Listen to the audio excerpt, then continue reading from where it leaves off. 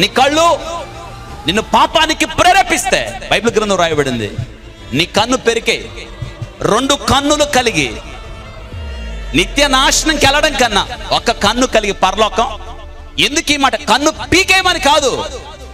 కన్ను పీకే అంటే యోబు భక్తుడు చెప్తున్నాడు, ఈ కంటితో నేను నిబంధన చేశాను. దట్ మీన్స్ అంటే అర్థం ఏంటంటే, ఒక అమ్మాయిని చూసేటప్పుడు, ఒక అబ్బాయిని చూసేటప్పుడు exact what Bible says, Bible కళ్ళతో చూడాలి.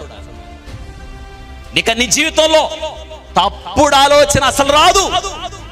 నువ్వు అమ్మాయిని చూస్తున్నావా, బైబిల్లో చూడు, బైబిల్ అడ్డం పెట్టుకొని చూడు. పొరపాటును కూడా వేరే ఆలోచన నీకు రాదు. అమ్మాయిలు అబ్బాయిని చూడాలి అంటే బైబిల్ అడ్డం పెట్టుకొని చూడండి, ఎన్నడూ పొరపడవు. There are 2 important days in your life. Number 1, the day you are born. Number 2 is the day you know why you are born. ఒక వ్యక్తి అన్నాడు, జీవితంలో 2 ప్రాముఖ్య దినాలని. మొదటిది ఏంటంటే ఒక నీ జన్మదినం, రెండోది నువ్వెందుకు జన్మించావో తెలుసుకున్న దినమే రెండో ప్రాముఖ్యమైన దినం.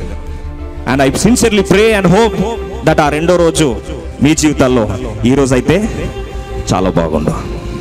ఎందుకు జన్మించాం, అసలు నువ్వెవరు, హూ ఆర్ యూ? విషాదం ఏంటంటే ప్రపంచంలో అన్ని తెలుసుకోవాలని ప్రయత్నిస్తాం, కానీ మనం ఎవరో మనం తెలుసుకునే ప్రయత్నం చేయం. I really understood that we are a chosen people. We are a chosen generation. And if youth understands that God calls us as their own people. Bolo, bolo, bolo sare bolo, bolo Yeshu Masih ki, bolo Yeshu Masih ki jai. Bolo, bolo, bolo Yeshu Masih ki jai.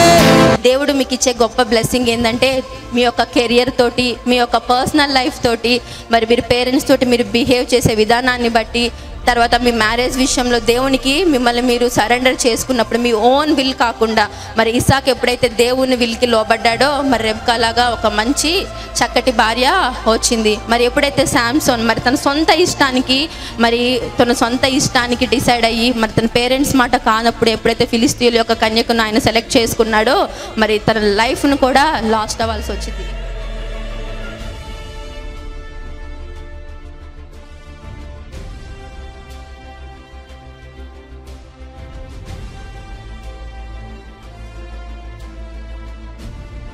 ఇంకా మీకు ఎవరికి వయసు ఖర్చు అయిపోలేదు, ఇంకా మీలో talents పోలేదు, ఇంకా మీ జీవితం మీ స్వాధీనంలో ఉంది.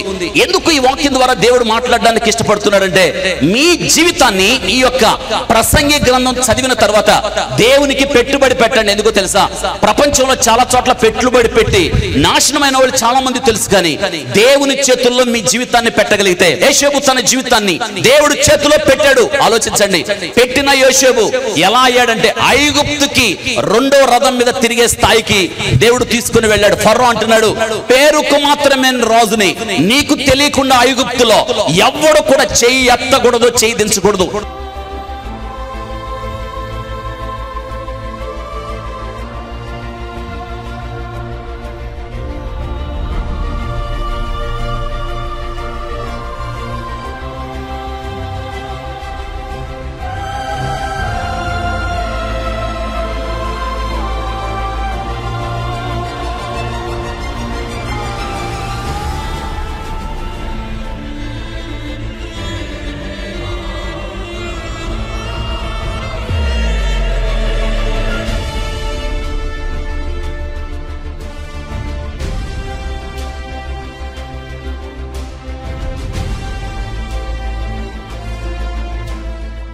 లాక్కోకరా, రేయ్ రేయ్.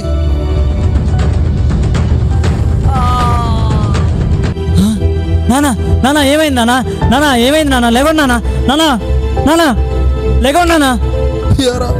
ఇంతకాలం పెంచి పోషించింది ఎందుకేరా?